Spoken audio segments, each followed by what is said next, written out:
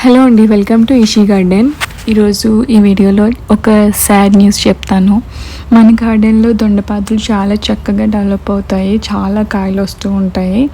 అయితే నేను వాటిని చాలా జాగ్రత్తగా చూసుకుంటున్నాను. అయినా సరే ఒక్క నైట్లో పురుగులు వచ్చేస్తున్నాయి.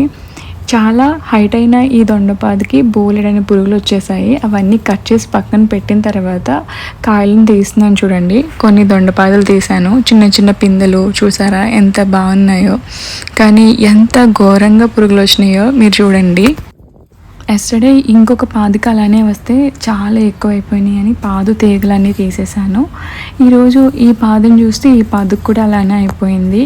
చాలా బాధేస్తుంది.